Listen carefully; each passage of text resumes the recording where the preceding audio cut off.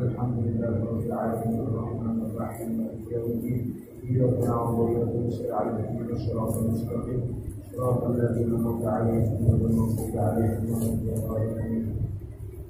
Bismillahirrahmanirrahim. Alhamdulillahi rabbil alamin. Wassalatu wassalamu ala asyrafil anbiya'i wal mursalin sayyidina wa maulana Muhammadin wa ala alihi wa sahbihi ajma'in. Subhanaka la ilma lana illa ma 'allamtana innaka antal alimul hakim.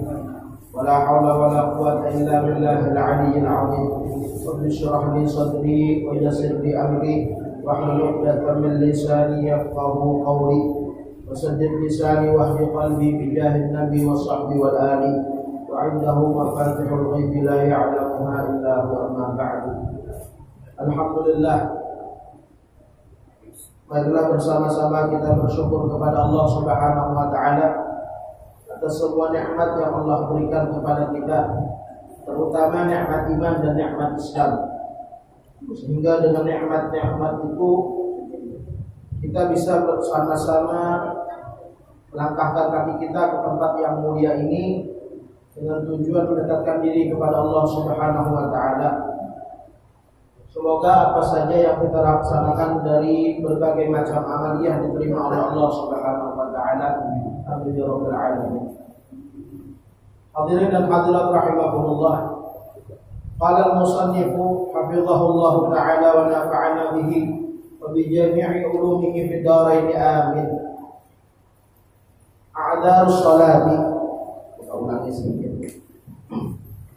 A'dharus salati arba'atun an-nawmu wan-nisyanu wal-jam'u wal-ikrahu.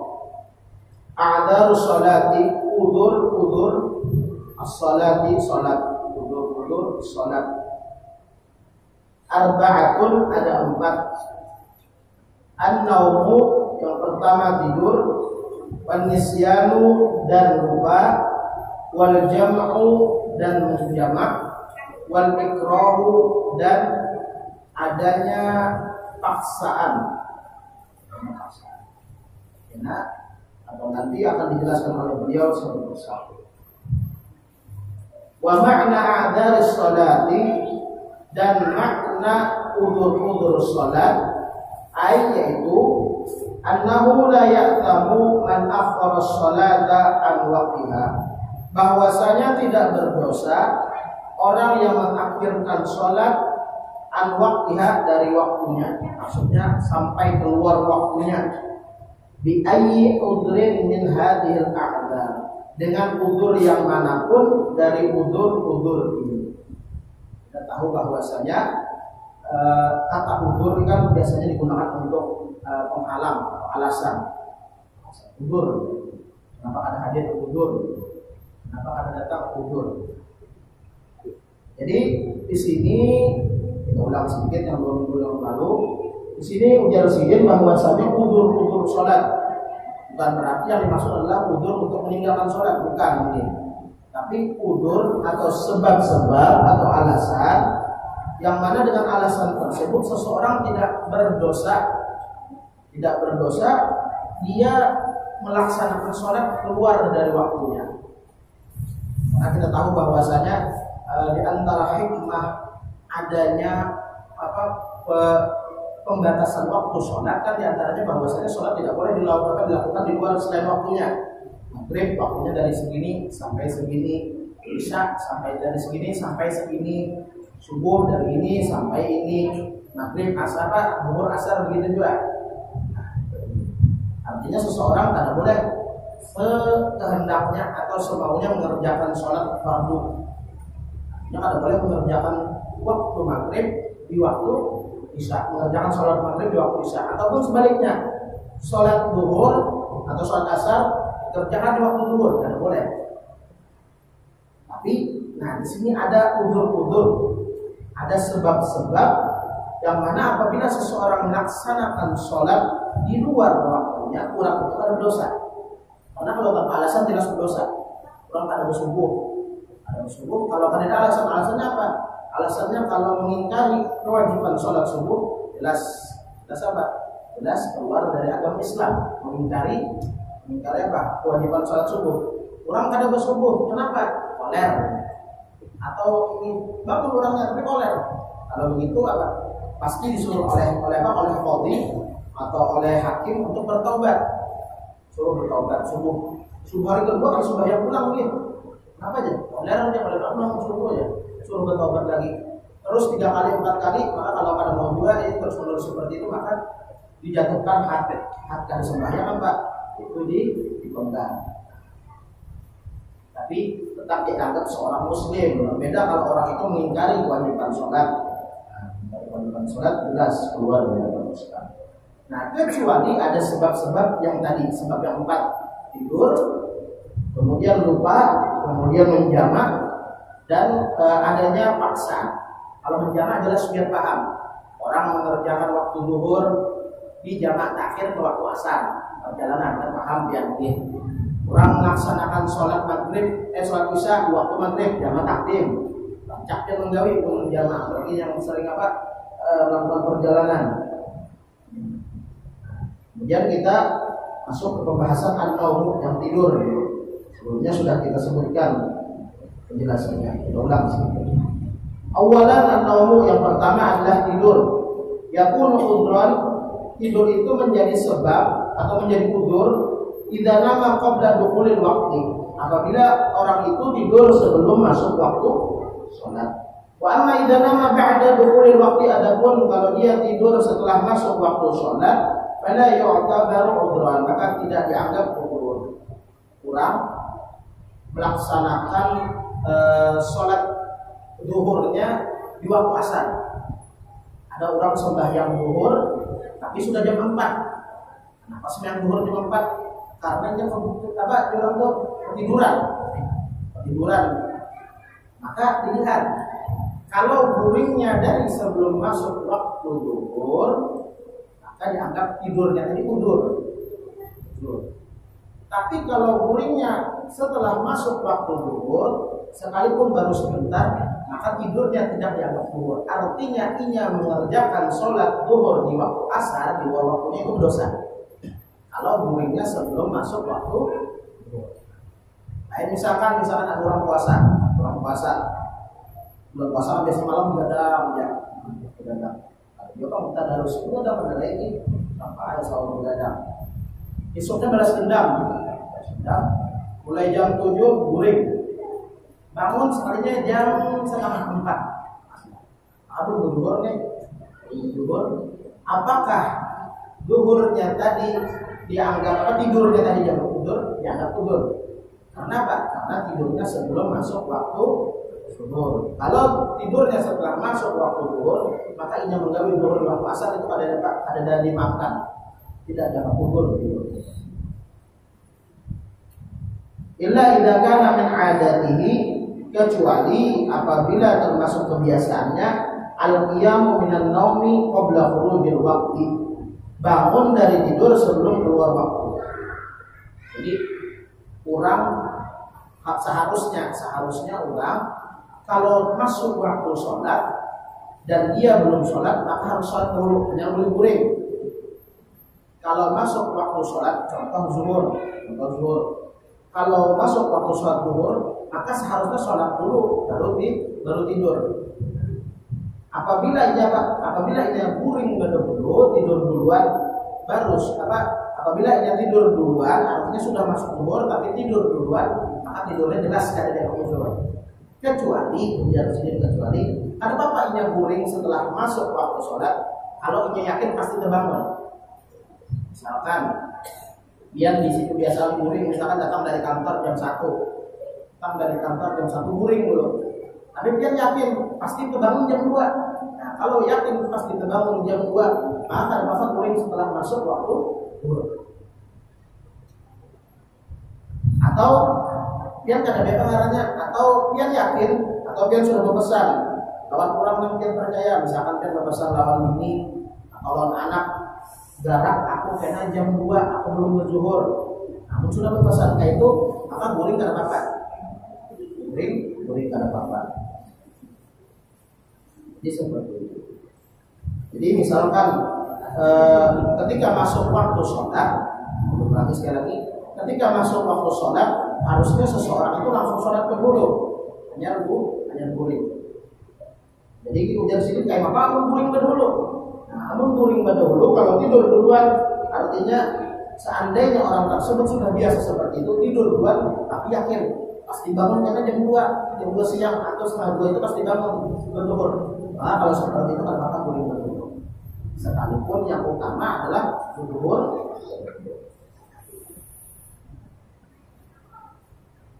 Dan tidur sebelum masuk waktu sholat itu menjadi udzur apa tadi? Udzur dilakukan sholat itu di luar waktu apabila ia ada bangun sama sekali. Contoh misalkan kita guring mulai malam, sebelum masuk waktu subuh nih. Sebelum masuk waktu subuh jelas guring mulai malam. Amun kada terbangun sama sekali sampai jam 6 pagi misalkan, maka lalu kita menggawi sholat subuh di waktu selain waktu subuh, apakah itu berdosa? Ada insiden tadi ada. Kenapa? Karena tidurnya tadi sebelum masuk waktu subuh. Tapi dengan catatan satu, ada terbangun sama sekali. Artinya guring ya sepanjang itu. Lain masalahnya pas udah kadang bangun kami pulang guring, ini jelas. Boleh dosa ini. Coba ini digarap, misalnya digarap bangun subuh agak ada beda dari 15 menit lagi. Pas setengah 6 atau jam 6 maka jelas kalau dianggap mundur. Jadi seperti itu. Jadi memang seharusnya kesimpulannya di sini seharusnya ketika masuk waktu sholat mendahulukan sholat. Tapi misalnya kuyuhan pian datang dari perjalanan pas jam 8 malam, kan waktu isya sudah. Pian belum bisa lagi, Belum benar di jalan dia sudah kuyuh luar biasa. Lalu dalam hati berpandai berniat, aku sembahyang jana jam 12 ini, malam karena sengaja berwitir misalkan. Kalau dia yakin bangun sebelum subuh lakukan sholat isya maka apa? Tapi kalau dia tidak yakin terbangun, maka harus mengerjakan sholat isya dulu. Atau dia sudah berpesan lawan orang yang kawan dipercaya, artinya orang yang pasti membangun juga. Kamu berpesannya lawan guring juga sama ini.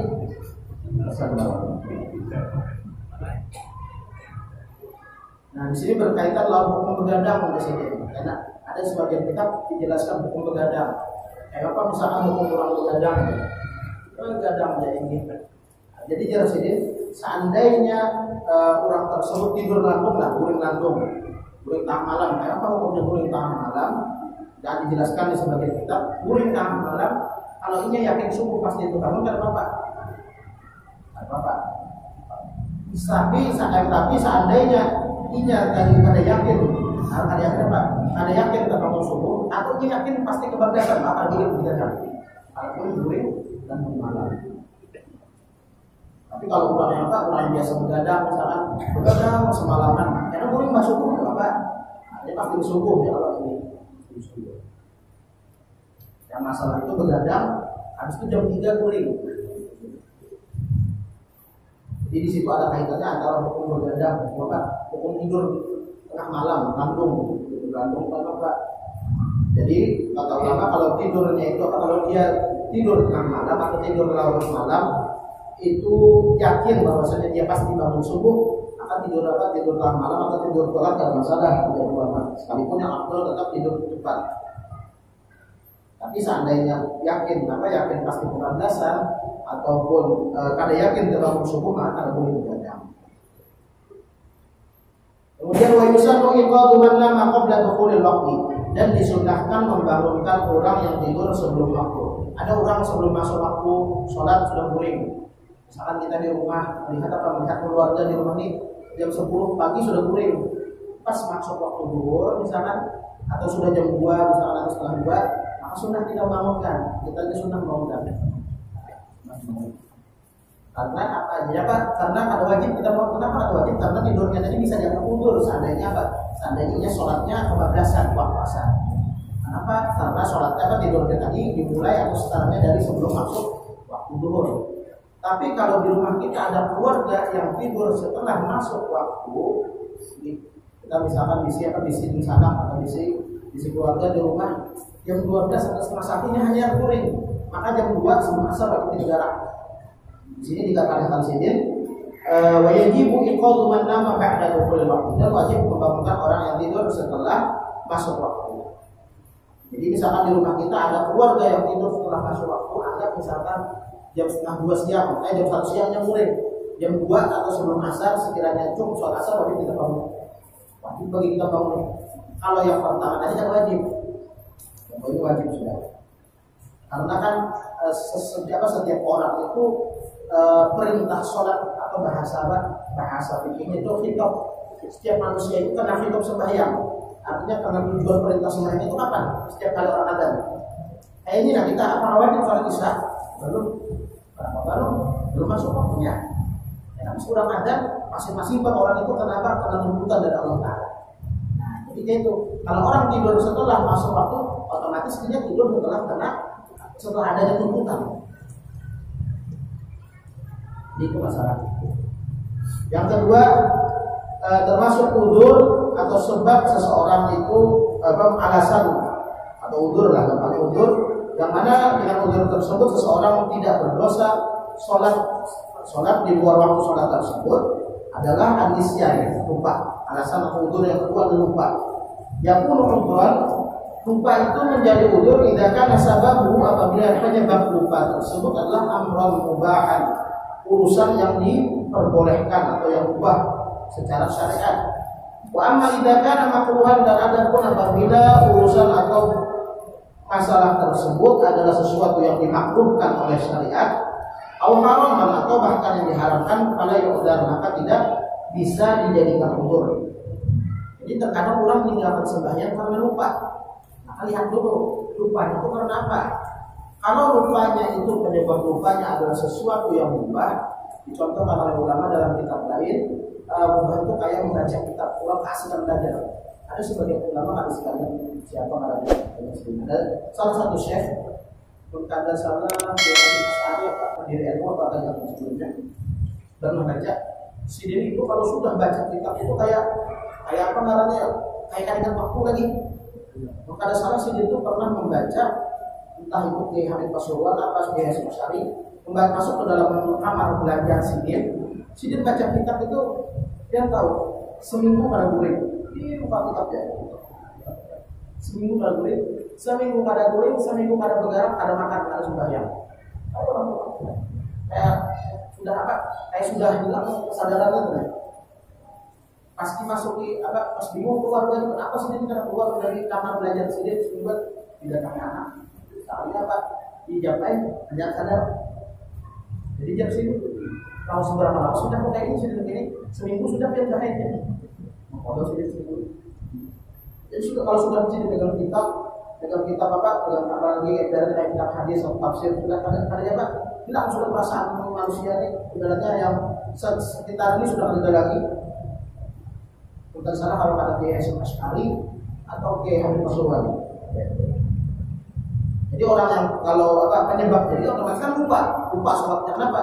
Tapi penyebabnya sesuatu yang dibolehkan oleh agama, membaca kitab kan boleh hukumnya. Atau disebutkan oleh ulama juga kayak orang bertukang. Siang saya bertukang, catok ini. Tengah hari, ada hari itu nanggung sih dia. Tengok lagi, sehari udah tokok ini, asar di sini belum menjual, akan dimakan. Kenapa? Karena mau pembentukan boleh nggak? Bapak. Artinya lupanya itu dimaafkan, asalkan kadang menjadi kebiasaan. Nah ini kisahnya setiap kali berdoa pasti lupa dan pulang kisahnya. Pulang setiap kali berdoa pasti lupa lah yang kisahnya. Jadi artinya misalkan orang berdoa atau misalkan orang tahun, misalkan apa ya, kaiwan dokter, monjur atau dokter di mana ulama itu diantaranya berutang atau orang bola wadai atau apa. Nanti kan saking haurnya banyaknya pesanan air raya sudah asal gitu. Tapi kalau jadi kebiasaan, ada menjadi sebuah kebiasaan. Jadi kalau penyebab lupanya itu adalah sesuatu yang dimubahkan, dibolehkan oleh agama, maka ada apa-apanya. Artinya lupanya menjadi utur, sekalinya menggali zuhur di waktu asar. Apa berdosa? Wa amma idza makruhan, dan adapun kalau penyebab lupa itu sesuatu yang makruh, disebutkan ulama di antaranya yang makruh adalah dia musyatranji, main catur. Terus berguplah, ngasah, awalnya gitu, main catur, salaman. Tadi kan subuh sudah, saya habis waktu subuh karena lari. Lalu menggali sholat subuh di luar waktu subuh jelas berdosa. Atau misalkan berguplah dari main dom. Kayaknya kan ingat masuk sudah waktu asar langsung masuk. Bulan puasa boleh main dom ya apa kayak ini. Asal hari kan apa? Ada apa? Ada menyebabkan lupa waktu gitu. Tapi tetap ada afdol. Jadi misalkan mulai besukan sedih main dom. Saya masuk waktu asar jelas lupanya tadi kalau dijadikan apa? Kalau bisa dijadikan udur. Itu makruh. Ulama dari empat mazhab memandangkan bahwasanya yang memandangkan halal tapi makruh dan catur itu cuma mazhab Imam Syafi'i. Ada mazhab Imam Abu Hanifah, mazhab Imam Ahmad bin Hanbal, mazhab Imam Malik memandangkan main catur itu haram. Kalau Imam Syafi'i memandangkan makruh, boleh tapi makruh. Kenapa? Karena Imam Syafi'i memandangkan halal sekalipun makruh karena di situ ada melatih otak. Sedangkan ulama lain memandangkan itu apa? Itu haram karena membuang-buang waktu. Bisa jadi karena menghias sama yang lain, ya analogikan orang lain kurang misalkan apa main catur ya, itu main penny kan apa, atau main apa gitu. Namun di malah lupa waktu. Jadi seperti itu. Kemudian tahu haraman atau haram, jelas kalau yang haram kan bisa dijadikan umur. Jadikan haram. Misalkan yang penyebab lupa kalau orangnya lagi apa, lagi mabuk, terus kalau hilang akal. Kemudian yang ketiga adalah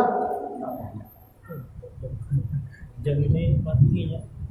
Yang ketiga adalah al-jam'u bainas shalatain, menggabung di antara dua salat, ai taqdimu sholati al waqtiha, yaitu memajukan salat dari waktu aslinya, atau ta'khiruha, atau mengundurnya anhu dari waktu yang semestinya. Wadhalika, dan hal itu lil jam'i bainaha wa bainas sholatil ukhra. Hal itu karena dia menjamak atau mengumpulkan antara satu sholat dengan sholat lainnya. Bisabab safari, dengan sebab perjalanan, awil maradi atau sakit, awil maqadi atau hujan. Jadi orang menjamak, ini soal berarti paham. Orang menjamak perjalanan yang kalau ini zuhur asar, terserah mau sholat asarnya ditarik ke waktu zuhur karena apa? Jamak takdim, atau sholat zuhurnya diundur ke waktu asar, jamak takhir, tidak apa-apa. Sekalipun dilaksanakan pada selain waktu yang semestinya, tidak apa-apa. Karena tadi ada alasan jamak, baik itu penyebab jamak tersebut adalah safar, orang boleh menjamak karena perjalanan. Awil marad atau orang garing, garing luar biasa, barang pada sini itu garing. Biasa, maka boleh menjamak kalau tadi. Awil mator atau hujan, karena ada dijelaskan penjelasan lengkapnya. Jadi kalau orang menjamak ada masalah, karena sudah kita tahu bahwasanya zuhur diundur ke asar, asar zuhur dimajukan, zuhur diundur ke asar atau asarnya dimajukan atau maghrib isya seperti itu juga, kecuali subuh karena subuh kan tidak awannya, subuh tidak ada temannya. Ada juga berjamaah subuh lawan duha, ada jamaah subuh lawan duha, subha. Kemudian yang keempat al-ikrahu, adanya paksaan. Bi ayyukraha ala ikhraj sholati an waqtiha. Contohnya jarsidin atau dengan bahwasanya seseorang itu dipaksa untuk mengeluarkan sholat dari waktu yang semestinya. Fayu'dharu fi dzalika, maka hal itu menjadi udzur atau dia dimaafkan idza tawaffarat syurutul ikrah, apabila terpenuhi syarat-syarat ikrah. Jadi ada orang dipaksa oleh orang lain untuk melaksanakan sholat pada selain tempatnya atau dengan paksaan yang lain. Misalkan contohnya ada orang di penjara atau ada orang disergap pulang, ditahan pulang, dicontohkan oleh ulama itu. Misalkan ada orang ditangkap oleh orang lain, lalu dia ujar menangkap di, jangan bergerak. Amun bergerak kita mau tembak,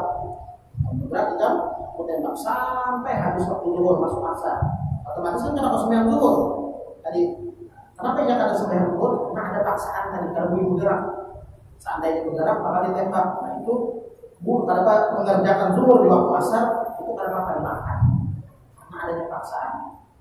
Atau misalkan ada orang lain, misalkan orang yang ada tujuh, artinya kalau kita sembahyang kan membunuh atau anak kita kan mesti jadi kita. Bisa jadi berkaitan dengan keluarga kita bisa. Jadi mengerjakan sholat di luar waktunya ketika itu ada apa-apa, artinya tidak ada dosa karena mengeluarkan sholat dari waktu yang semestinya. Dengan catatan kalau syarat-syarat paksaan itu terpenuhi. Wasyurutul ikrahi arba'atun, dan syarat-syarat paksaan ada 4 versinya. Yang pertama qudratul mukrihi ala tahqiqi ma haddada bihi min wilayatin aw tadallul. Mampunya orang yang memaksa untuk melaksanakan apa yang dijadikannya sebagai ancaman karena dia berkuasa dengan kekuasaannya atau karena dia orang kuat.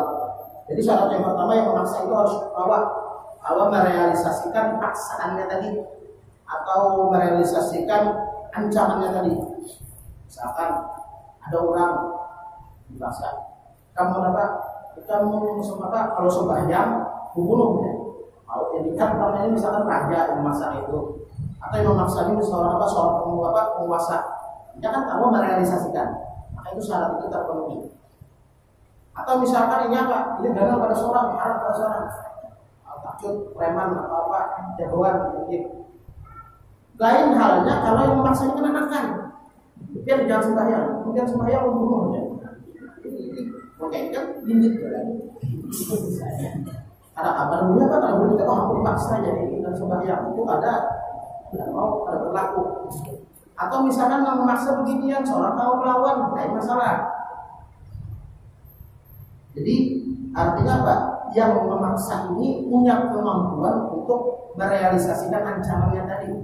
Baik karenanya orang berkuasa ataupun karenanya orang kuat, artinya orang yang punya kekuatan preman dan lain sebagainya.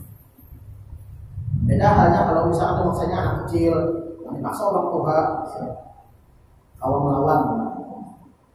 Yang kedua ada zulmukrahi, tidak mampunya orang yang dipaksa anda lima ukri hadiri dari melawan apa yang dipaksa dengan hal tersebut. Diharobin baik dengan lari atau istighathatin atau minta tolong. Nah yang dipaksa harus disyaratkan juga karena mau melawan, ada mampu melawan. Lain misalkan yang memaksa preman, ya kalau ini yang dipaksanya Pak kabur dia orangnya, nah ini masalah. Misalkan dimaksa preman, yang dipaksa sudah memutar raksa yang orang sama sih. Nah ini misalnya yang dimutar segitu raksa masnya. Jadi yang memaksa, yang dipaksa ini disyaratkan karena bisa melawan. Tapi kalau yang maksa ini karena bisa melawan tapi mau buka, itu sama perlawanan juga. Lari dianggap perlawanan, atau meminta tolong juga dianggap perlawanan. Jadi artinya yang memaksa harus bisa merealisasikan ancamannya. Yang kedua, syarat kedua adalah orang yang dipaksa untuk mengeluarkan sholatnya juga adalah orang yang kadang mampu melawan sama sekali. Lari kadang mungkin, minta tolong kadang mungkin, melawan jelas kadang mungkin. Itu syarat kedua. Syarat ketiga, dzannul mukrahi, sangkaannya ulah yang dipaksa, annahu inimtana'a, bahwasanya kalau dia kadang mengerjakan ancaman tadi atau yang ada menuruti yang memaksa, fa'adal mukrihu, maka orang yang memaksa bakal mengerjakan ancaman itu.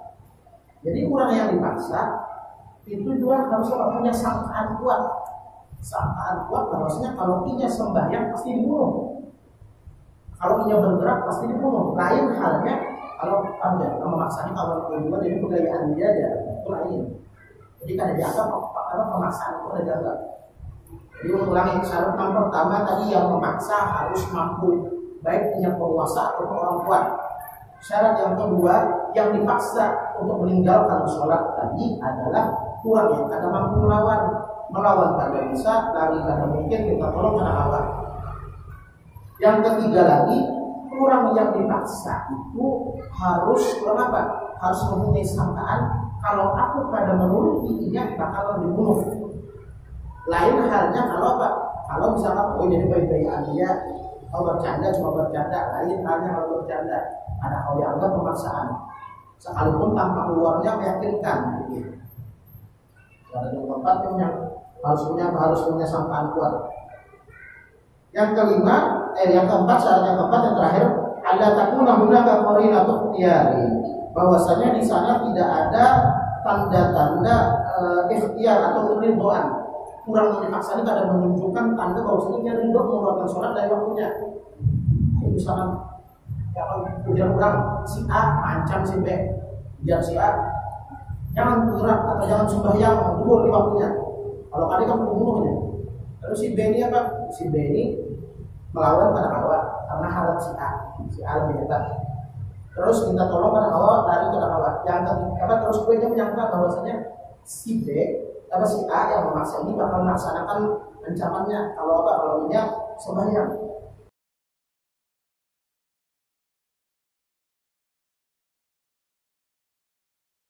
Yang mengeluarkan sholat dari luar waktunya, dari waktu aslinya, akan berdosa.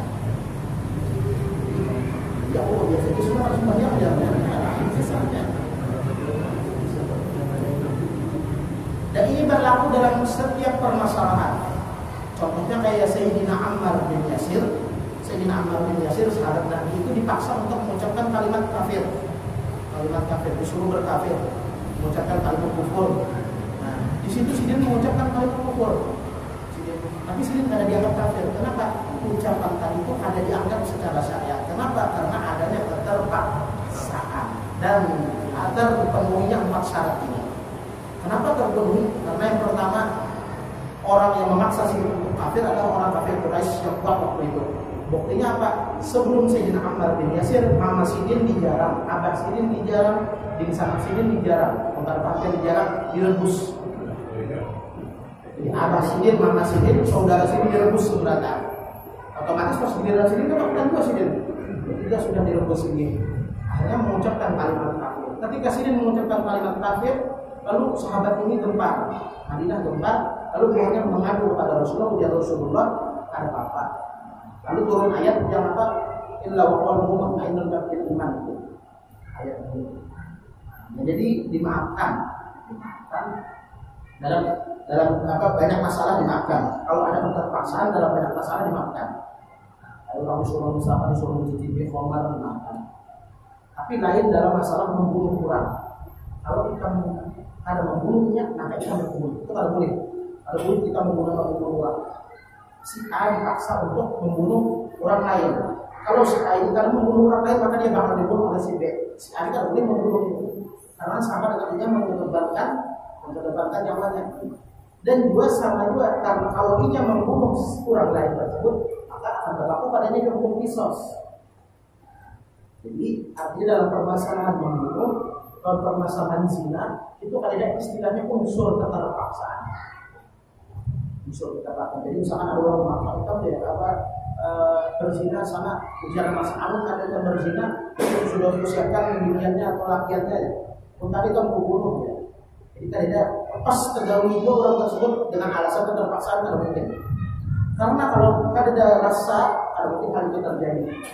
Ada istilah terpaksa dalam membunuh ataupun dalam berzina. Tapi kalau misalkan ada sembahyang, ada puasa itu ada istilah terpaksa. Kalau sembahyang akan bakal dibunuh, kalau puasa bakal dibunuh. Nah, dengan syarat 4 syarat dengan catatan syarat ini terpenuhi. Yaitu yang memaksa harus mampu merealisasikan rencananya. Yang kedua yang dipaksa ada kaum lawan, ada kaum lagi, ada kaum minta tolong. Yang ketiga yang dipaksa tadi harus punya sangkaan kuat bahwasanya yang memaksa bakal melaksanakan ancamannya kalau dia tidak menurutinya. Yang keempat di sana tidak ada tanda-tanda bahwasanya yang dipaksa ini ridho Tuhan atau apa-apa. Seperti itu. Kemudian bab al-awqat allati tahrumu fiha shalah. Insyaallah kita baca pada kesempatan selanjutnya. Wallahu a'lam bishawab. Al-Fatihah.